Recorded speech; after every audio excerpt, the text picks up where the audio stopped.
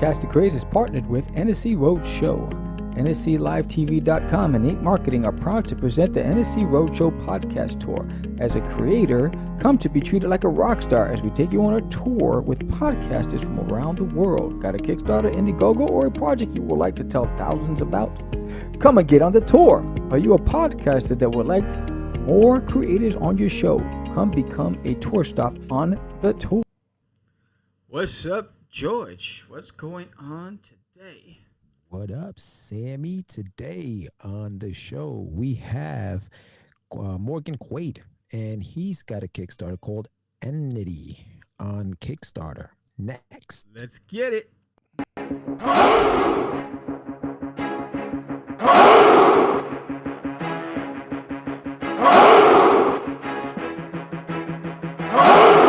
We are the only show for independents all around, giving you a platform to spread your word all over town. Catch the Craze is the place to promote to your fans with the dream of Medina and Sam the Crazy Man. Subscribe to our show and never miss an episode. It's time to get your mans, listen to us on the go. Updated every week, we never miss a day. Join the squad, come on in. It's time to catch the Craze. If you are an independent, catch the Craze. Making moves on your own, catch the Craze. On your grind in the streets, catch the Craze. Join the movement, catch the Craze.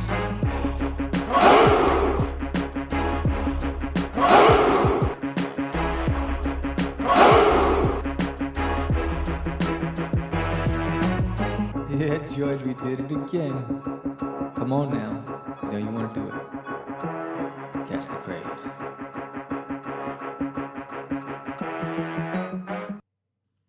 Welcome to Catch the Craze Podcast. I am your host with the most, Sam the Crazy Man Vera, and I am with George the Dreamer, Medina. What's happening, Sammy? What's that? What's going on, man? What is going on in the House of Craze over there in the studio that I haven't been to in like over a year? Oh man, a lot. I've been working on the website and the e-com store, and got the first sale off the web store from Puerto Rico. Oh, Puerto Rico's in the house. Boricua represents. Stand up.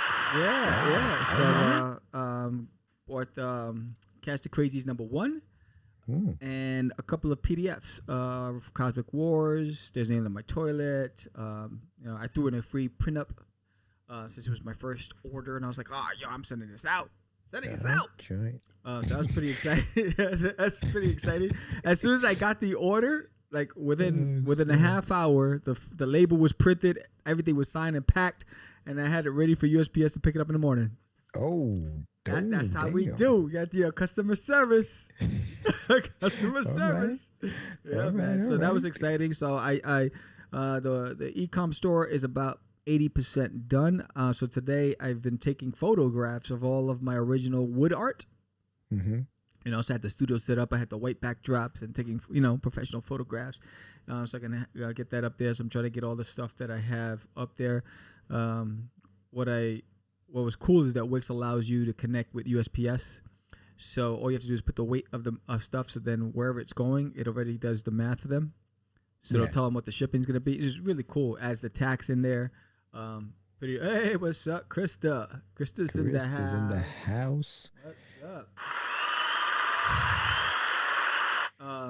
So that's pretty cool. I was excited about that. Perfect. And everything's been sent out to the printers. So all Catch the Crazies, the holofo, the gold, the silver, the standard cover, the homage cover, the trading card, everything's been sent to the printers. And so now it's just a matter of time. So we're hoping by next Saturday to start packing everything and sending it out. Nice. Cool. Yeah. Yeah, no, those stick figures. That is what's up. Yeah, no, cool, man. Yeah, I think the thing that took the longest, as it always does, apparently, is just the funds being released by Kickstarter. That takes the longest. And then, we have to send stuff out to the printers, and then the printers got to send stuff back. Otherwise, this would have been already done. Yes, because we're using 2 different book printers, and we have other sources, a trading card printer, the certificate printer. So different locations, and everybody has different formats. So you have to format everything to their specs. Right. So that's what takes a minute. Stick Figure Lives Matter, Sammy. Wow. Stick Figure Lives Matter. Yes. And I have something down the pike next year with regards to sticks. What's up, Creators Outlet? All right. What's Creators up? Outlet in the house. Thank you for stopping by, saying hello, saying what's up. So yeah, I mean we have a pretty cool show lined up for you guys today. Yes. Welcome everyone to Catch the Craze. It is the live Kickstarter edition, and we're gonna have Morgan Quaid. I think he's from all the way in Australia. I'm not 100% sure of that, but he's got a Kickstarter right now called Enmity. And it's got 10 days left. And just so you guys know, it's a post-apocalyptic comic with Lucifer's daughter. Yes. So the devil quits his job, goes on a bender, and has a child. His daughter struggles to survive in the consequent post-apocalyptic world. Whoa. So that's Enmity. I can't even say that. Yeah, in fact, when I first pronounced it, I said enmity. But then when I looked at the spelling, I said, no, it's Enmity. And you know, there's a lot of records and songs named Enmity. You were looking up songs and stuff? Yeah, you know how I do when I do the promos for them. I try to find a song that matches whatever it is, and then I typed in Enmity, but I just don't like some of the flow of the songs. I was like, I don't like it. So if you go to the Facebook, my Facebook stories, I have Ace Ventura going. What was it?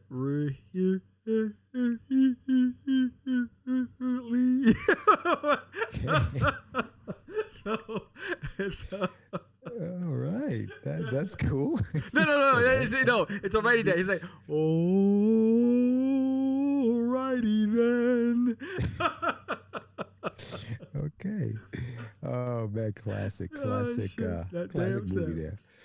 But yeah, so we have him on the show. Yes. And that's coming up next. And also, you know, just a little update on Forbidden. We have been trying to launch this bad boy with a launching page and everything for the summer. And because we had another campaign running, which was the Crazies, they wouldn't allow us to have two campaigns running at the same time. Right. So now that this one's done, hopefully once you hit that button, they'll clear it and we'll be. I'm hoping to have it approved this week so we can get that landing page going. But I do want to say thank you to everybody who subscribed to the newsletter. And and so I've had about 12 new subscribers to the newsletter. So as soon as Kickstarter green lights me, I will have that landing page available, but I'm going to have to move the launch date to like the first week in July. It was supposed to be June 25th, but I don't have enough lead time. So I want to build that momentum. So, you know, the semantics, you know, with Kickstarter is crazy, but, you know. Well, I mean, I guess I get the fact that they want you to make sure you fulfill one, but at this point, we fulfilled all of them, right? So yeah, and we've always been early. We've been fortunate enough to get it out early to everybody. Like we're going to get into everybody's hands before the end of this month, which is freaking cool. Yeah. You know, that's pretty dope. So, you know, Kickstarter, yes, you know, show your brother some love, man. I know we're not like the big fish, and we're not raking in the thousands, but you know, we do our thing. We hold our own, you know. Yeah, no, we scrap. big time. We scrap. Dude, I actually can't believe it's already June 15th, bro. June 15th, middle of the month already. I just became a July's around brokepreneur, the corner. Huh? I just became a brokepreneur. What the hell? Yo, you must be coming on that anniversary, right? Coming up on some kind of anniversary about brokepreneurship. When did you officially became a brokepreneur? December 5th. Oh, so now I got a minute. You got time. I got a hot minute. Yeah. Yeah, you got time. But yeah, in about a month, however, you will be making a little road trip out to PA for a convention. Yes, we are going to PalCon. No, ZoloCon. My bad. We're going to ZoloCon. So what's it? Jonathan the Psycho Cyphex. And where is it? I had it here somewhere. I don't know where it is. We had that's not it. Crystal's got jokes all day, bro. Yeah, I know. She's like, so you're telling me that Kickstarter is secretly John with the epic fail sauce launch? Yeah. Poor John. He's getting attacked for no reason over here. Yeah, I know. So me and Jonathan the Psycho. We're going to ZoloCon in PA. We're hitting the road, getting my car tuned up, make sure get my tires rotated for that road trip, and we're gonna vlog the entire escapade. And that's July 17th and 18th.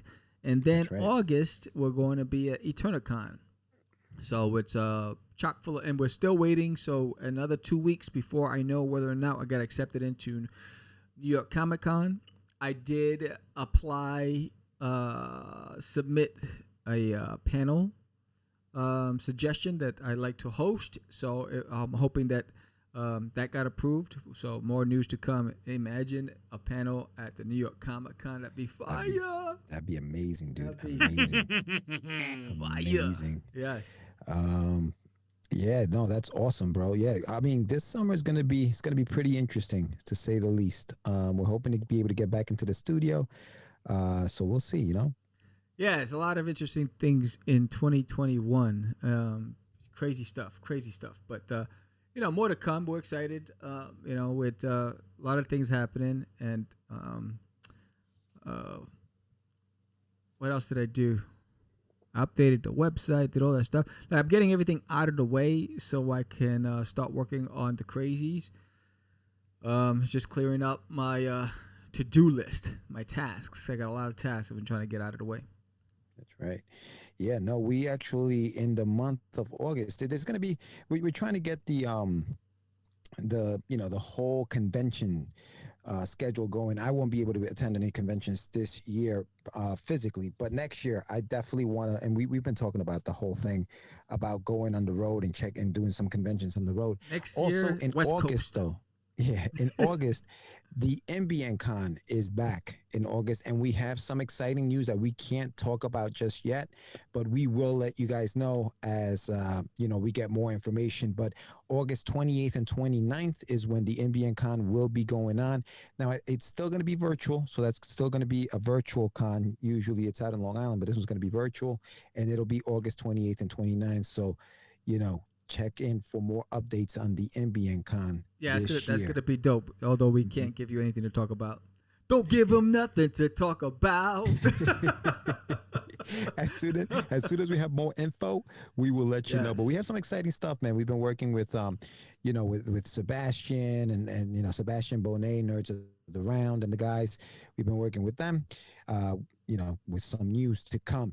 This Friday, we actually have the third member of Nerds of the Round on the show on Friday. Yes. It's going to be Tone from across the hall. Antonio. So make sure you tune in for that. Yeah, Yes. for that was a fun interview. So check that out. Yeah, and June has been a really good month so far for Catch the Craze YouTube channel. We've had, I forgot how many subscribers so far for the month of June, but it continues. So thank you so much. Again, we have the countdown to 300. Let's see, I got that image right there. That's right. There it is, the countdown to 300. So we'll have the date Friday posted, and we'll have for everybody. It's going to be fun. So we want to get 30 people in the chat room because we want to have 3 raffles. It's going to be fire. Yeah. And then we also have the 1K challenge. And talk to them about the 1K challenge. A 1K Let them know. challenge.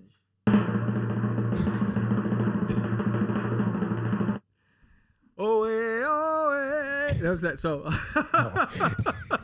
Holy cow. So we got the 1K challenge. So the goal is if we could get to 1,000 subscribers by September 9th, which is our 2-year anniversary since we've been back.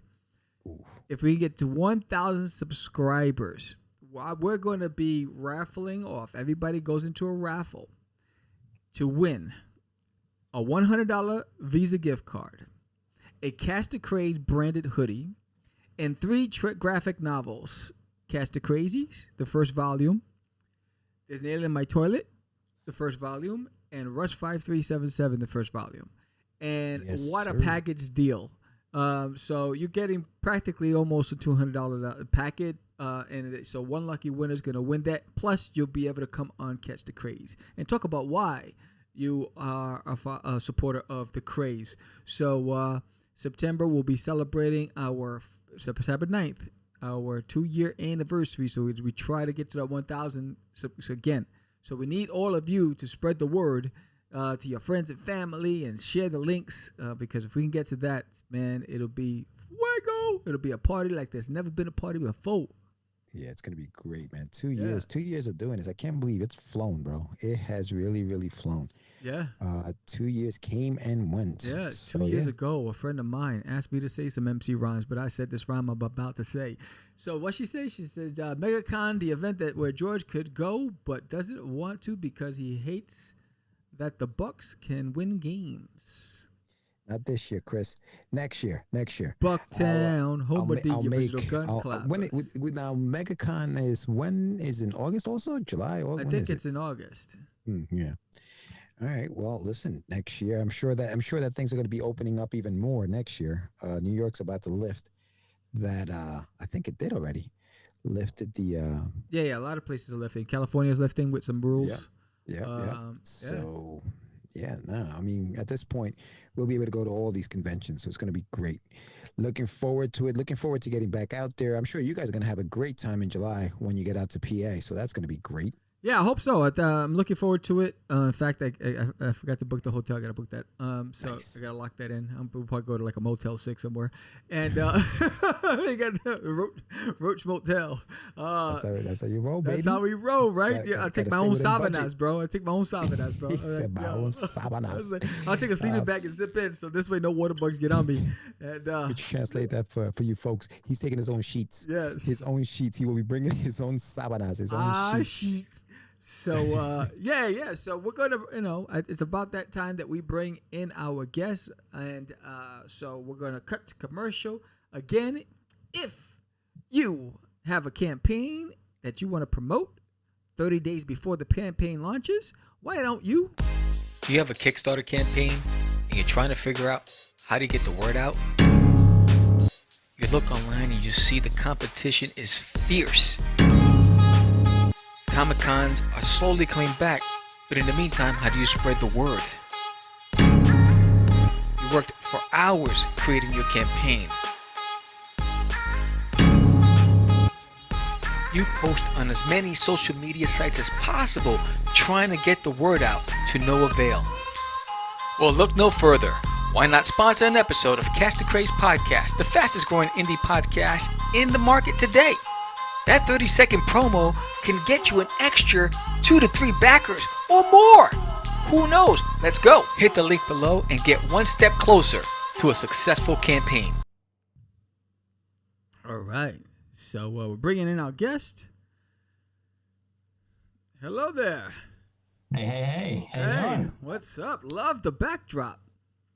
Look at that. Oh, thanks, man. Yeah. Are you a musician? Yeah. I'm a music producer and I do music for film and TV. That's what pays for the comics, for the artwork. There you go.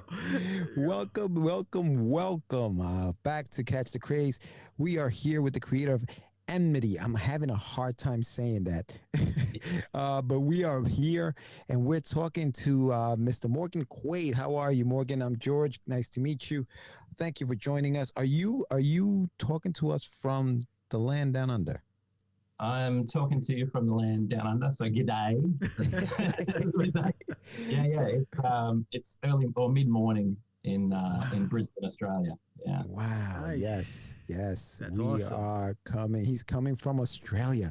So yeah, no, I saw the I was going through the campaign and I noticed that you mentioned that there is a printer in the United States that's printing books here for you so that to avoid any of those delays or any of that stuff, which was very smart. And when I saw that, I was like, why is he saying that it'll be printed in? And then I realized, oh wow, he's not in the States. Okay, yeah. That makes sense. So welcome to the show, Morgan. Tell us a little bit about yourself, how you got into this crazy business. Start from the way back in the day. Tell us a little bit about that. Way back. All right. Okay. So I was born at a young age, the city of Melbourne. Now, look, so I've always had an interest in writing creative stories and all that sort of stuff. Tried to be a novelist, but the two problems I had is I couldn't get a publisher, and I just don't have the patience for novels. Editing those things is horrible because you write it and it's 80,000, 120,000, however many words, And then you got to go through and check the grammar and the spelling, and I can't check the spelling. I make the same mistake 50 times and I can't see it. So so I was doing that for a while. Started to release a few things, and then I can't even remember how it started, to be honest. I wasn't into comics when I was a kid. I think they were too kind of confusing for me because you had the visual and the reading, and I was kind of a bit thrown. Where do I look? Weird thing to say, but I was a bit confused, except for cartoon strips or comic strips like Garfield and those sorts of things when I was really little. But yeah, never really got into Superman, DC, Marvel, any of that sort of stuff. So it was about 7 years ago. I was walking past a comic shop in Brisbane. So shout out to Comics Etc. Who nice little shop in there. Walked past, went in, had a look, and saw just the image line, like all of the image ones lined up. I picked a few up, started reading, and thought, what the heck have I been doing? You've been missing out. You've been missing out, Morgan. What's going on with comics? They're completely different. And I'm just, the guy's looking at me, and I'm just reading the whole thing in the shop. So I walked out with a ton of comics and no money, and then I started thinking, wow, I've got 3 or 4 novels, a whole bunch of short stories. They're not doing anything. Maybe I should start turning them into comics and start, learning to do that. And then I just started creating, just reached out, found some artists, started working on it. And then it's been kind of a learning curve from then on. I've done a couple of Kickstarter. This is my 3rd Kickstarter campaign. The first Kickstarter campaign, talking about postage that I ran, I just didn't really know what I was doing. So I thought, I'll give it a go. How hard could it be? It'll be fine. It'll be fine. So I had my books printed in the US, shipped to Brisbane, and then I posted them out all around the world, which was the dumbest thing to do ever. So I lost money on that. It was just a dumb thing to do, but I learned the lesson. Yeah, don't do that. That's not good. Wow. Well, that's what you got to do, right? You got to make those mistakes sometimes to trial by learn fire. valuable lessons. Trial by fire is right. It's interesting that you weren't into comics growing up in Australia, but you were definitely into the whole writing thing. Now, did you ever try to draw your own comic? I mean, not your own comics, but in that time, did you try your hand at drawing your own stuff? Yeah, man. I think most writers have tried that, and even a few years ago. So I have a little comic that I've been working on, which is all done, digitally, and it's called The Wrath of Rudolph. And it's just stupid stuff, very basic comic art and all that sort of stuff.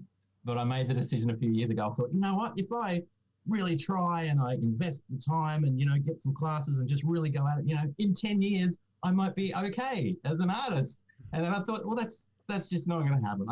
I haven't got 10 years to waste on this stuff. Then a friend of mine who's an artist sent some stuff through, and I just think, well, I mean, I can't compete with that. That's amazing. He does it. So I decided I'm not gonna go down that route. I think I'll just keep writing. I'll do writing and music and a few other things. But yeah, I've tried. It doesn't work well. People cry when they see it. Nice. So what was your first attempt? What did you first write? So the first thing I wrote was a book, a comic called Idle Thuggery, which is, I'm not a fan generally of superhero stories unless they're a bit different or a bit weird, and there's a lot of those sort of things coming out now. So this was the story told from the perspective of a henchman who is working for a supervillain, just sort of lucks into that life, right, and then climbs through the ranks just because everyone around him is dying, and he ends up, sort of being promoted. So there was a different look at the whole superhero genre, but from the eyes of this ordinary Joe who kind of got caught up in this thing. That was the first one. I did it with a friend of mine, just did some rough art. It was only 15 pages. It wasn't very good. Then that was before I found Image Comics and all this other stuff that was going on. And then I, went to a proper artist and got it all done. And yeah, that was the first one. So there's 3 volumes of that are, you can actually get it as an add-on for the campaign. So 3 volumes, which is kind of the first story arc. Lots of fun, heaps of mistakes, like in terms of learning, what do I do? How do I put it all together? Because it was the first one. And even the artwork, it's more of a, it's kind of cinematic style, but I knew nothing. I was just reading everything I could, so I didn't know anything about how to, build a comic and panels and all of that sort of stuff. But still, great story. So what were some of the indicators? You said there were a lot of mistakes. So how did you determine the mistakes? Was it through feedback, or was it through eventually learning it and figuring out, oh, I shouldn't have done that? Yeah, a bit of both. I sent it out for a couple of reviews and got some feedback, and the feedback was generally good. But one piece of feedback that came back, the guy was saying, for the first sort of 20 pages, I was trying to figure out what this was, like, because it doesn't look like a traditional comic book. So I think he was trying to get into the, what is it about this art style that I don't quite get? And then he said, but then once I got into it, I realized, it's more like a movie. It's more like cinema. And so then he sort of switched gear and he thought, yeah, I get it now. That makes sense. That was one thing. Honestly, the lettering was the thing where I learned the most, because that was my first attempt at lettering. I didn't even know there was a thing called lettering. Right. I just thought it was words that you put in there. So I did words. But it just so many words, because I've come from writing novels and stuff, yes. And it's just chock full and really small fonts and all that. So I had to go through and fix all of that after I'd done the initial run, because it's just tricky for people to read. And also, I mean, the thing, so that's it there. That's one of them. It's big. Like, it's too big. It's not a traditional size. Yeah, it looks like a magazine. Size all wrong for the printing. So yeah, or any mistake you could make with, technically how you put a comic together, I made that mistake and then thought, okay, maybe next time. And then just reading more and talking to other creators, then I started to realize, okay, there's this thing called lettering, and there's people that do it like professionally and they know how to do it and stuff. And yeah, so bit of a learning curve, but it was good fun. That's fantastic. So considering that you were doing this grassroots style, how did you come across this specific printer and determine that specific dimension for that magazine? Okay, so I'd been self-publishing novels for a little while, and Amazon used to have this thing called Create Space, which was like a self-publishing. It was the first one of those kind of print-on-demand things that were coming out. Mm-hmm. And so I'd done that with a few books that no one was interested in at all. I couldn't give these things away. The joke in the house was, if you had a wobbly table, you could use one of these to kind of, shore it up. Right. And that would be a good use for the book. So I couldn't do anything. But that's who I went through. So I thought, all right, I'll do the same thing with the comic, not knowing that, hey, there are actually specialist printers that do this stuff. And the sizes were kind of 8x10 or I think 11x14. Yeah. So that they didn't have standard comic sizes. So I thought, I'll do it that way. And I went through to the artist, who I'm good friends with now, and said, yeah, it's got to be this size. And I could just see him going, you sure? You sure you want it that size? Yeah, man. Yeah, do it that size. It's going to be sweet. It's going to be cool. So he did it. Went through it all. And then a couple of years ago, when I realized all the errors and had to fix everything up, I had to resize everything. And I've gone back to him and said, do you have like all the source files for those that I can maybe tweak a little bit? So it's all now it's all in the right dimensions and everything. But yeah, it was I just didn't know. And honestly, the first 5 years of creating, I was living under a rock. Didn't talk to anyone, didn't meet anyone, didn't go to cons, didn't do any of that sort of stuff. Partly because, as you can tell, I'm a pretty shy guy, but also partly because I'm trying to figure out what to do. Yeah. I was also talking to a publisher at the time about some other stuff. So it was kind of, I'll just keep building and making stuff in the dark. Mm-hmm. And then you suddenly realize, if you don't talk to anyone, bro, no one's going to buy your stuff. They don't know it exists. So you kind of got to get out there and talk to people. So it's only really been the last year or so I've started to, do that and meet with people. And man, the stuff that you learn just by talking to other creators. Yeah. I should have done this 7 years ago. I should have started there. That's another mistake. Just start there. Start talking with people. Anyone that's new to this, just start talking to people first. Yeah.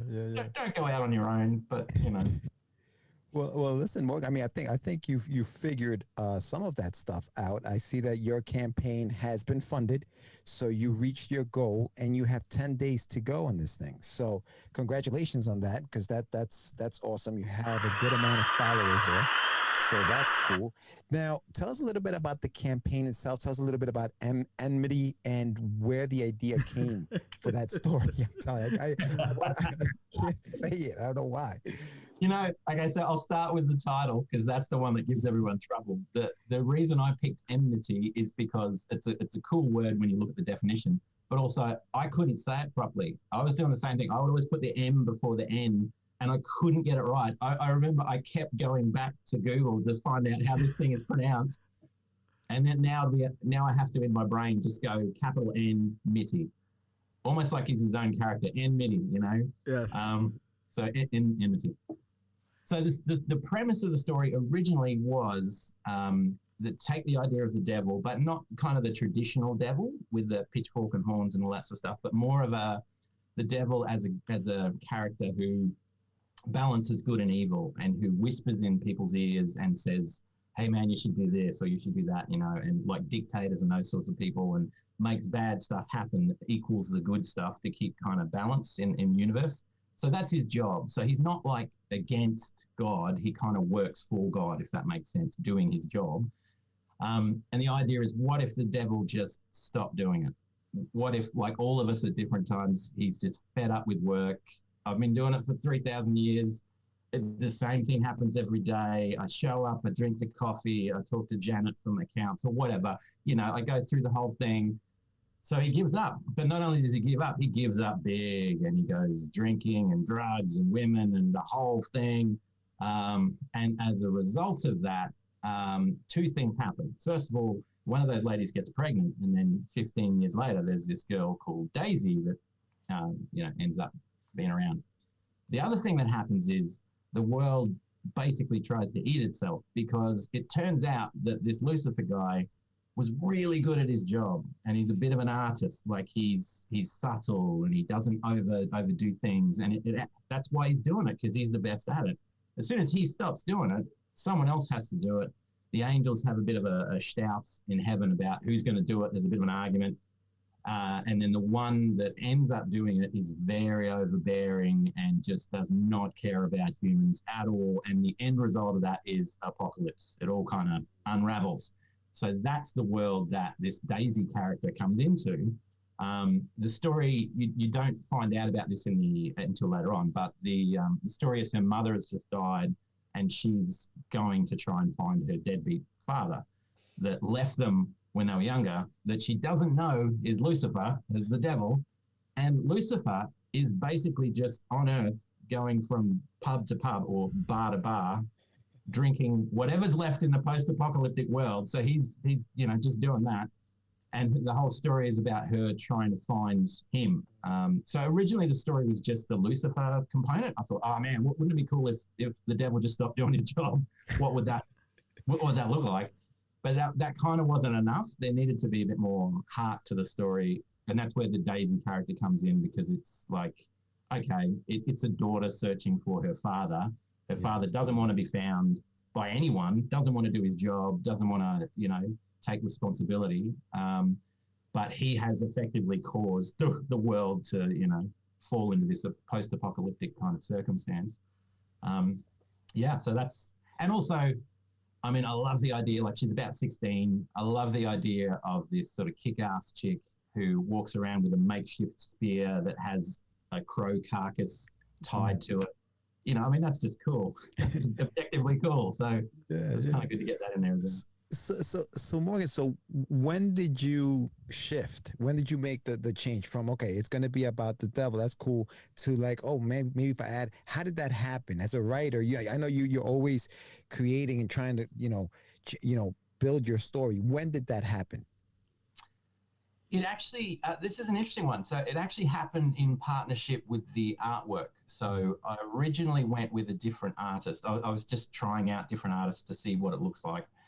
Went with an artist that just did black and white, but very stark black and white, not a lot of shading or anything like that in there. went with that one, and I think there were 4 pages that were done. The first 4 pages of the story, and this is in the campaign. There's an extra to get the behind the scenes book, and it actually has these art, so you can see these art pages in there. They weren't bad, but they just weren't.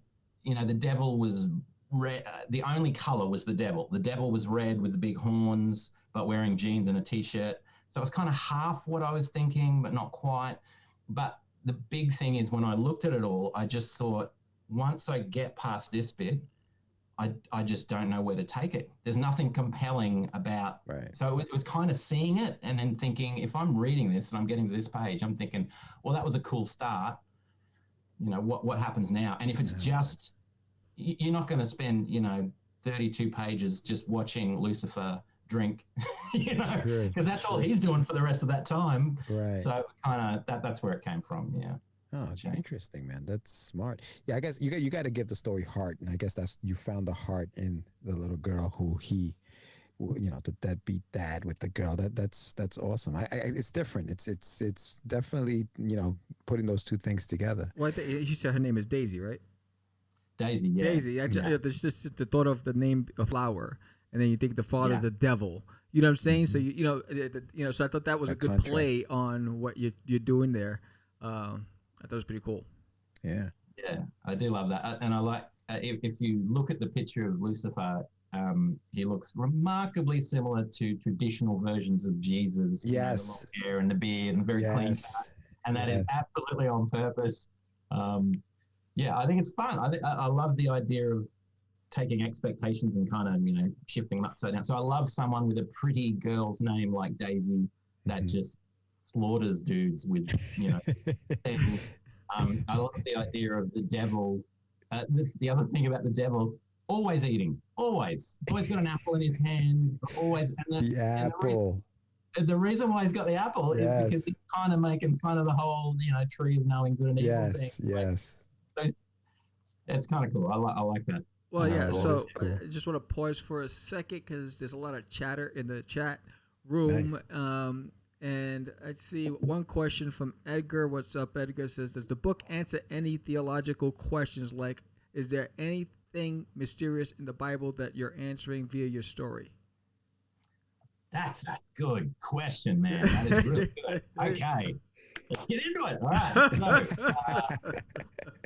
So I'll start by saying the original idea of the Lucifer character or the devil character being different to traditional Christian notions of the devil came from the book of Job. So the book of Job it's kind of and to any biblical scholars that are out there, if I make any mistakes, you're not watching this anyway, so don't worry about it. But it's a book that's almost in 3 parts. So there's the initial bit where it's like, this is the setting of the story. Then there's chapters and chapters of these speeches, which are just ludicrous, and they go on and on and on. And then there's a little ending bit, which kind of sews everything up. And the basic premise of the story is Job, this guy is rich. He's got tons of family. He loves life. He loves everything. He loves God. And the Lucifer character, or the adversary, as he's called in Hebrew, basically appears in front of God and says, hey, this dude down here, he only loves you because you give him stuff. You protect him. You give him everything he wants. You take that stuff away and you watch him turn. And that's the whole premise of the thing. Lucifer takes all the stuff away, or the adversary takes all the stuff away. There's all these speeches in the middle, and at the end, Job, the good man, he doesn't curse God, so he gets all this stuff back, which is really absurd because it's like all of your family died and you lost all your stuff, but you get a new family. That's fine. No, man, all your family died. Like, it doesn't erase the fact that everyone you loved died because of a bet, basically, between God and Lucifer. So that's where the initial idea came from. It was that idea of that adversary versus, older notions or later notions of the devil. Does it answer any theological questions? I don't think so. I think it asks questions and looks at things in a twisted, different light. So the perspective of the book, there's a short piece I'm thinking of writing and just adding to the campaign for nothing, which is written by an old historian who survives the apocalypse, goes down into a bunker and finds, there's there's a typewriter and there's some ink and I can, write something. So he just starts writing a history of the apocalypse, basically. And he starts writing some of the why this happened and all that sort of stuff. So the theory that he has is that the Garden of Eden thing is not about humans. It's not about Adam. It's not about Eve. It's about the angels who were God's first creation. So the whole thing is a show. The whole thing was meant to go that way. And Lucifer, or the devil in that setting, is the one that's doing what God has told him to do, because everything is supposed to be about balance. So it's basically God's way of saying things can't be too good, things can't be too bad. And Eden, too good. So you have to introduce something to make it struggle and all of that sort of stuff. Right. Yeah. So that's really the key theological thing, is that it's not about humanity. It's about the angels and teaching them a lesson that God, but also God is spoken of as the divinity rather than God, again, to try and get away from traditional notions of the Christian God. And as it's always the case with these things, the other reason why Lucifer is really, really upset, he hasn't spoken to God in 3,000 years. No one has. So they speak to God. Man, I'm giving away some stuff. But anyway, they speak to God. Spoiler! It's exciting. They speak to God through a tetragrammaton, which is a machine that they use. Because the theory is God is in multiple universes across multiple times trying to solve multiple problems. So he can't be, or it's not even a he, the divinity can't be here. Yeah. So anyway, that's a separate thing. So sorry, it doesn't really answer questions. It just asks more fun questions. Nice. Michael Sammartino, who's also watching, said, will Lilith be in enmity? So this is a hard one. So you always have this issue where you have to choose what are the real names that I'm going to use that people will recognize. Right. So like Gabriel, Lucifer, those sort of ones.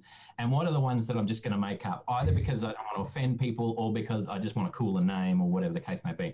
So the short answer is not yet, or not at the moment.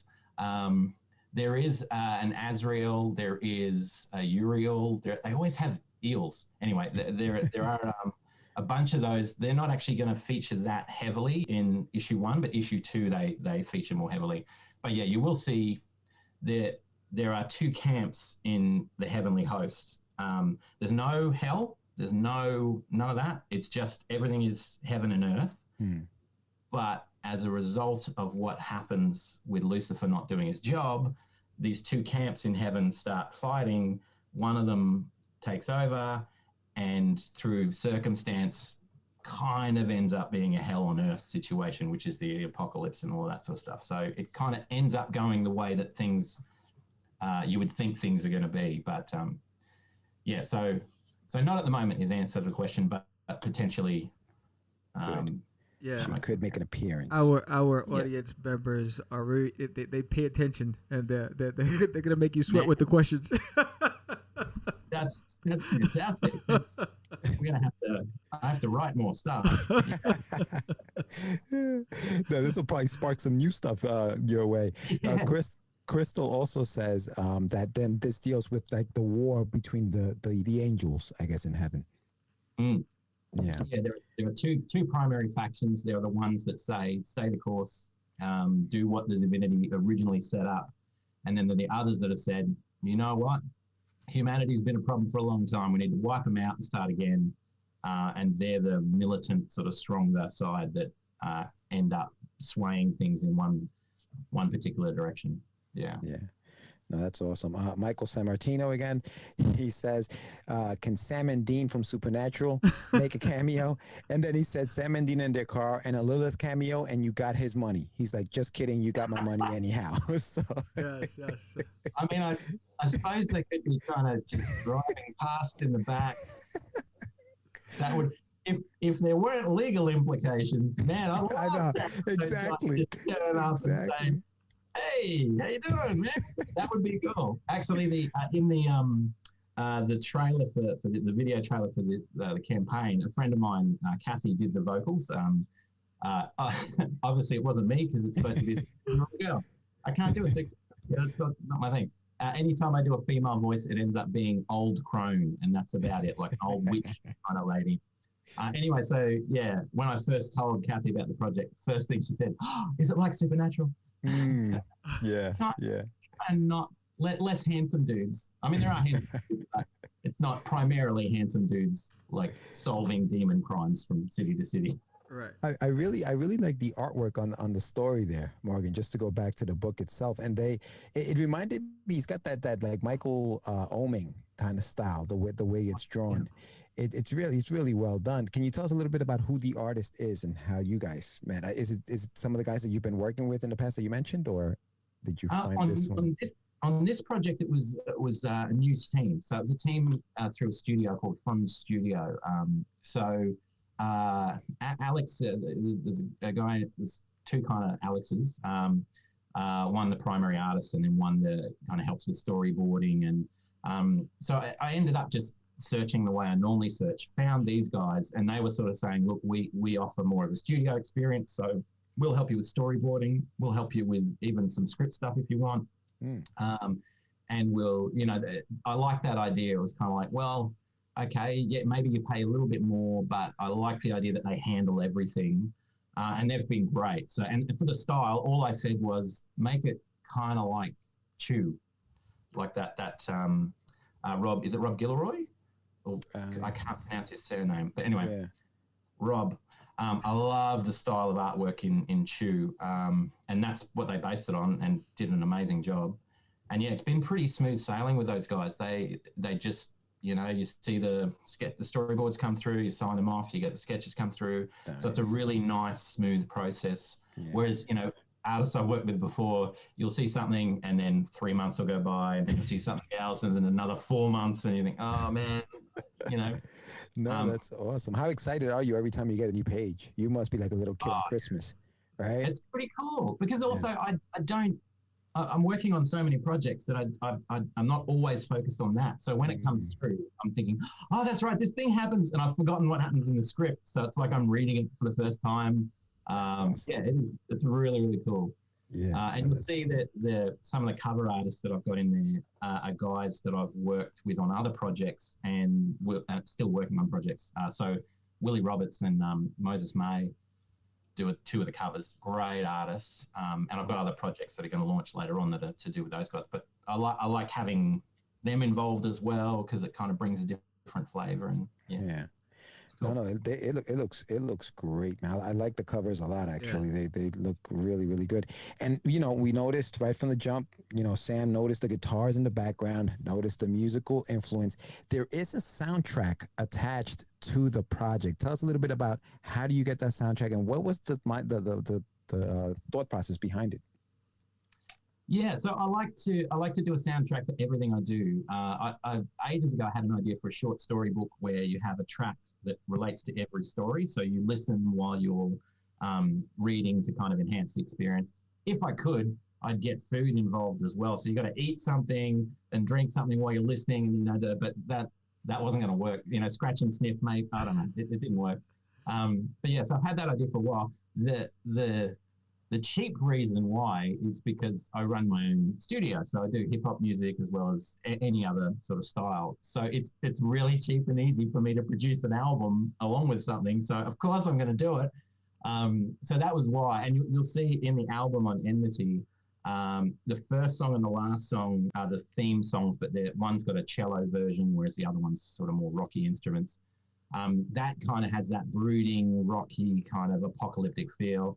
The rest of it is all kind of boom bappy, there's a bit of trap in there, there's a bit of and my rationale behind that was it's the music that Daisy would listen to.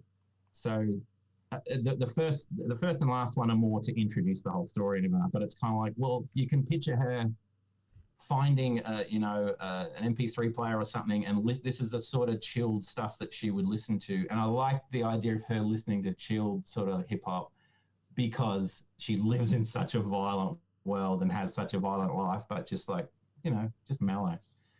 So that's where it came from. That's awesome. And how do you get the soundtrack now? Is that its own tier, or do you is it an add-on? Like how do you get the soundtrack? Super easy. So for there's a basic and a premium version of everything. So digital or print, there's a basic version and a premium version. Basic version of either just has the theme song, the initial theme song, and then the premium version has the whole album of either of those. There's also it's pretty easy to get hold of, and you can click on the link and listen to them and all that sort of stuff. Nice.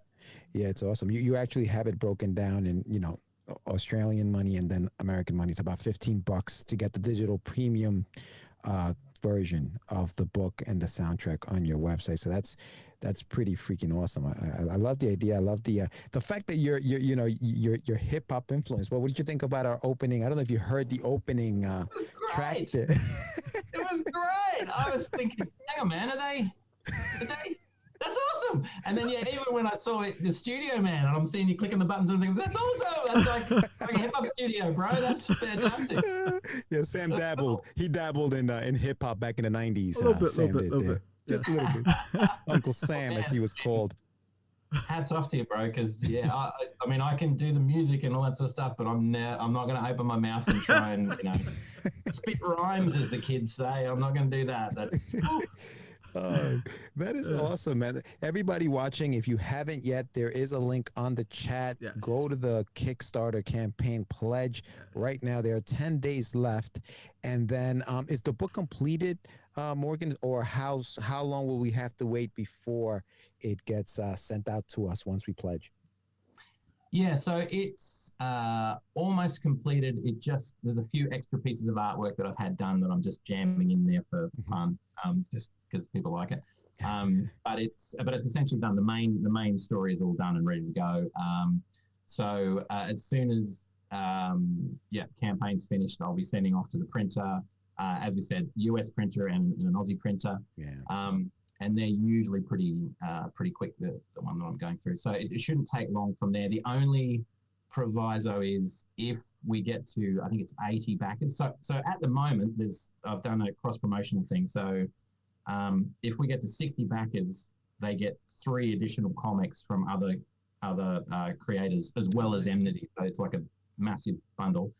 If we get to 80, I think it is, then I've said I'll write an 8-page extra comic and include that. So that's the only thing. It's a good thing if we get there, but it will delay things a little bit. I've already got the scripts almost finished, but if we do get to that point, the artwork will take a little bit of time, but they're pretty quick.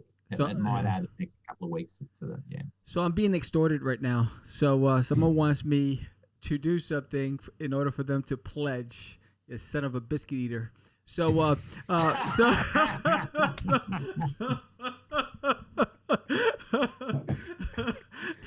it's from Selena. Bitty bitty bum bum. So there it is. It's done. Go and pledge.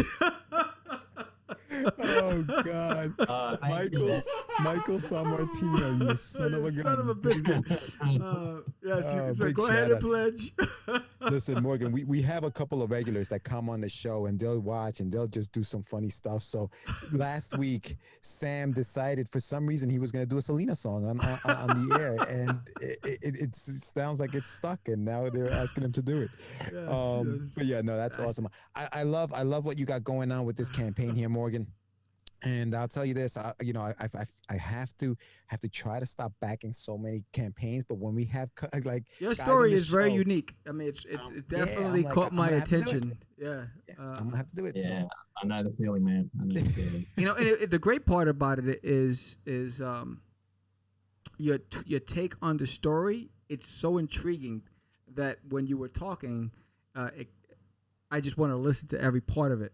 And I think that's what's happened with everyone in the chat, because it was so interesting. It was such a different twist on something. So I don't see why you wouldn't make those the 80 or more backers on this. I mean, it seems like really, I don't know what's going on. It should take off. You got 10 days. So 10 days. Let's get up to 80 backers, guys. Let's spread the word. This is hot. Share it. Yes. But yeah, Morgan, listen, we're gonna have to have you back because with this whole musical background and you and Sam having the whole, we're gonna have to talk more about your you know, how you got into music and all that stuff. This was about the campaign and this was about the Kickstarter, but you're definitely gonna have to come back so we can talk a little bit about you and also the website, the website you have where you also do reviews for other independents. So we're definitely gonna have to talk more about that. But yeah, no, thank you so much for coming on. And actually, when this thing ends, hopefully, you know, we'll have you right back. That would be great. Yeah, definitely. Cool, great talking to you guys. Yeah, Great definitely. It was fun. Thank you so much for waking up early for this. No worries. We'll talk soon, but thank you. All right, buddy. Cheers. Thanks, guys. Thank you. Take care. Yeah, so that is we're gonna cut to a quick Forbidden promo. Yeah. Join us this summer for the epic fantasy series Forbidden, coming to Kickstarter. And when I said quick, I meant quick. Yeah. And Damn, you see that? You see that son of a biscuit eater, Mr. Martino? He goes, I would have pledged even if you didn't sing. Wow, I got punked. That was good. That you know was what? good. But it's because I like the story enmity. Yo, dude. Hold on, I'm covering my face. I can't even see my face. I gotta fix that. Enmity. It's insane. But yeah, no, this was cool, man. I enjoyed chatting with Morgan. Morgan, great sense of humor. Yes. You know, he's up early and he's got all that energy, so that's awesome. I can't wait to have him back on the show. Like I said, man, we got to talk to him about his music. Oh, you crazy? Sorry, not sorry. Yeah, that's a fantastic story. You know, and I love the art style. Definitely intriguing. I think let's help get this guy to 80 backers. It's pretty hot. It's pretty dope. Yeah, thank you again for coming on the show from Australia. Spread the word in Australia. Let's get some more subscribers in Australia. You know, and we're looking forward to following up with Morgan Quaid and to see what's going on with his career in comics, which is pretty dope. Comics. That's right. And, you know, we're going to be doing tomorrow. We have another show, another live one tomorrow. We have a double header tomorrow. We haven't done that in a little while. Yes, We have 2 shows tomorrow, one at 7 and one at 8 p.m. Yes. And we're going to be talking to some interesting people tomorrow. We're actually going to be talking to... let me see. I'm trying to find the email. Probably shouldn't have said anything until I found it. but we are going to be talking. Hold on. Let me get there. Sam, fill it. Sam, fill it. No, let him fill it. No, okay. I like it. Away. Feel it hot. The people like it. How you feeling? Now, listen. You added a 7:15 because originally we didn't have one, right? Yes, but I still haven't received anything, so I'm not sure yet. So that's pending. Okay. But the confirmed one is 8 o'clock. 8 o'clock, Garden State Comic Fest. Mr. Dave O'Hare, the promoter of that Comic Con, will be on the show tomorrow at 8 o'clock. We'll be recapping. We'll talk to him about the show that just was, exactly, and then we'll talk to him about the show that will be. Let's see what happens and what his plans are for next year. Let it be. So yeah. And listen, at the end of the month, in just a couple of weeks, we're gonna have the Four Horsemen show. I think it's gonna be live from the studio. We'll see. We're gonna have karaoke, and we're gonna have all kinds of stuff. We're gonna have a cool topic to discuss. So make sure you tune in for that. I don't know what that is. Interview Crystal. Yeah, you know what? Hashtag Interview Crystal. That's gonna start being a thing, man. Chris, you want to come on the show? Listen, what do you have? We'll have you on the show. We'll have you on the show. We'll talk to you. Crystal's outside the window. Who's that looking in my window? Pow. Nobody now. Damn, he got you stalking, Chris. Arroyos con Pollos. Yes, I know. Arroyos con Pollos will be on the show next week along with Jonathan Syfax. We'll be talking. Hey, listen, is the studio ready for all 4 of us, Sam? We'll see. As long as, we'll see. No more Zooming. It's going to be live and uncut. Yeah, we're going to have some interesting. drinks. Oh, look at Johnny. He's showing up all late and stuff. Oh, what's up? Johnny Rose, the Border Shore. Hallelujah. Hey, John, we're talking about the live show at the end of the month. So make sure you're there, buddy. We missed you on the last show. So what else you got, Sam, before we bounce out of here? Forbidden. We're hoping to have that information to you guys soon. The campaign. I've been beast in putting out promos. His AOL kicked in. I know, right? Wow. Let's see. Better late than never, Mr. Syfax. I know. Let's see. Catch the Crazies. The campaign's at the printers. So everything's at the printers. So basically, the last item should get to us by next Friday. So by Saturday, everything should be packed up next week, and ready to be picked up by the postal service. And so we should hope. The goal is to get it to you guys before the end of the month. So that's pretty dope.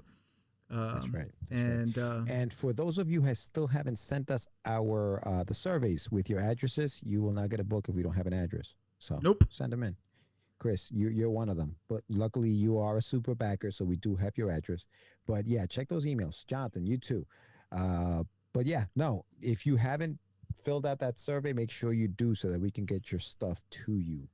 But yeah, man, tomorrow we're back on, so make sure you tune in again tomorrow, mañana, 8 o'clock, same bad place, same bad channel. Yeah, so I won't be going live during this weekend because I'll be in Texas. Oh, you flying? Yes, I'm flying to Texas. So I'll be there for 4 days. And so no live drawing this weekend. But the following weekend, I'll be back getting my pencils on, whipping those pencils around. Thank you, Krista, for joining me this past weekend as I was drawing Duty, Gunslinger Duty. So that was pretty dope. And so no, I think, and then Johnny and I are just going to hit the road. And we're going to get... We're going to get our hoagies in the car and then just drive off into the sunset, Johnny and I, and sing all the way to PA. Oh, man, get ready. Get ready. It starts at the end of the week. All right, everybody, thank you so much for joining us. We will be back tomorrow. Make sure you're back. Thank you for tuning in and shooting the stuff with us. Thank you again, everybody. Thank you. We had Kaiju in there. We had Creators Outlet in there, Michael Sammartino and Johnny and Krista, and I hope I got everybody. And so I'm Sam the Crazy Man Vera. I'm George the Dreamer Medina. And we is... It's just easy. It's not. Crazy. Acquiesce. No, I was talking about my friend Acquiesce. I met him. Say my name, right? This is what you were thinking? Oh, He described me. He said, I'm the... What? Catch the Craze. You're listening to Catch the Craze. You're listening to Catch the Craze. To Catch the Craze. You are listening to Catch the Craze. Catch the Craze. You're listening to Catch the Craze.